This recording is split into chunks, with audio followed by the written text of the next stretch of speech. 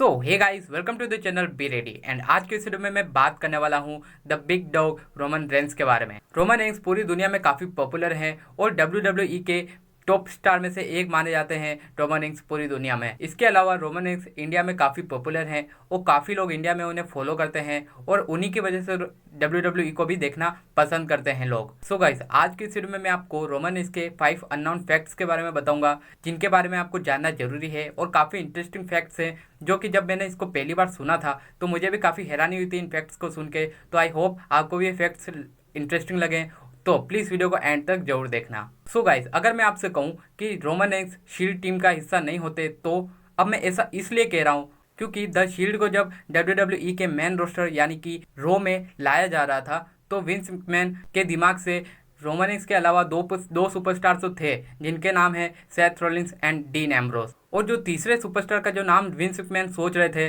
वो Roman Reigns नहीं थे। उनको लगा कि रोमन रेंस के अलावा ये काम कोई और कर सकता है, लेकिन इसके बारे में जब ट्रिपल एच को पता चला तो ट्रिपल एच ने विंस मैकमैन को कहा कि रोमन रेंस ही शील्ड के लिए बेटर ऑप्शन है तीसरे नंबर पर। सो गाइस, ट्रिपल एच के कहने पर ही विंस मैकमैन ने रोमन रेंस को मंजूरी दी थी शील्ड की टीम में हिस्सा होने के लिए। तो तभी हमें शील्ड देखने को मिली जिसमें 3 मेंबर थे, Seth Rollins, Dean Ambrose and Roman Reigns. So इससे ये बात तो साबित होती है कि रोमन रेंस के अच्छे करियर में शील्ड का बहुत अहम हिस्सा रहा था और इसके साथ ही ये फैसला ट्रिपल एच ने लिया था जो कि काफ़ी इंपॉर्टेंट था। अब हम अपने अगले फैक्ट्स की तरफ बढ़ते हैं। यूं तो WWE में हर सुपरस्टार के अपने अलग ही रिश्ते हैं और सभी मिलजुल कर रहते हैं, बट मैं इस बारे में बात कर रहा हूं कि एक लाइव शो के दौरान WWE के लाइव इवेंट के दौरान रोमन रेंस विरोधी टीम में थे और रैंडी ऑर्टन विरोधी टीम में थे। इन दोनों के बीच में कहासुनी हो गई थी और ये कहासुनी असलियत में थी, ये WWE का कोई हिस्सा नहीं था। ये कहासुनी इतनी बढ़ गई थी कि ये WWE के बैक स्टेज चली गई थी और बैक स्टेज में भी रोमन रेंस और रैंडी ऑर्टन में कहासुनी हो गई थी और काफ़ी अपशब्द इन दोनों ने अपने आप को बोले थे। तो ये काफ़ी इंटरेस्टिंग चीज़ है कि रोमन रेंस और रैंडी ऑर्टन के बीच में भी झगड़ा हुआ जो कि असली में था, WWE का कोई स्क्रिप्ट नहीं था ये। अगले फैक्ट्स की बात करूं, जब रोमन रेंस WWE में एंट्री नहीं लिए थे तो WWE रोमन रेंस को अपने WWE के ब्रांड में लाना चाहती थी। अब मैं ऐसा किस लिए कह रहा हूँ क्योंकि रोमन रेंस रेसलिंग के खानदान से बिलोंग करते हैं।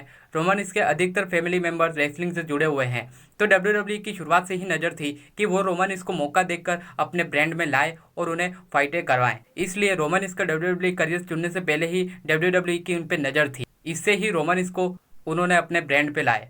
अगले फैक्ट की बात करूं तो अगले फैक्ट में ये बात है, जब रोमन रेंस ने अपने WWE में करियर में एंट्री ली ही थी तो उनका जो रिंग नेम था वो था रोमन लिक्की।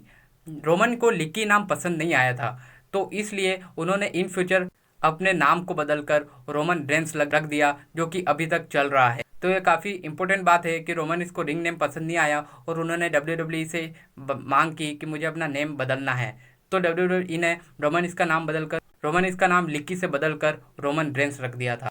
अब मैं अपने लास्ट एंड 5 फैक्ट की तरफ बढ़ता हूँ जो कि काफ़ी इंटरेस्टिंग है कि रोमन रेंस शादी से पहले ही बाप बन गए थे। ऐसा इसलिए कह रहा हूँ क्योंकि ये बात रोमन रेंस ने खुद अपने इंटरव्यू में बताई थी। रोमन रेंस ने एक इंटरव्यू के दौरान कहा था कि 2008 में उनकी बेटी हुई थी और उन्होंने ये भी एक्सेप्ट किया था कि वो कॉलेज टाइम से ही रिलेशनशिप में थे एक लड़की के साथ जो कि उनकी गर्लफ्रेंड थी और 2008 में उनकी बेटी हुई थी जो कि उनके कॉलेज टाइम की गर्लफ्रेंड की ही थी। तो इससे ये बात साफ हो गई थी कि रोमन रेंस कॉलेज टाइम में ही बाप बन गए थे और शादी से पहले ही पिता बन गए थे। तो ये काफ़ी इंटरेस्टिंग फैक्ट है रोमन रेंस के बारे में। सो गाइज, आज की वीडियो यहीं तक थी। आज की इस वीडियो में हमने रोमन रेंस के 5 इंटरेस्टिंग और अननोन फैक्ट्स के बारे में जाना। अगर आपको वीडियो पसंद आए तो लाइक एंड सब्सक्राइब कर देना और वीडियो को शेयर कर देना। मिलते हैं हम अपने नेक्स्ट वीडियो में, तब तक के लिए बाय।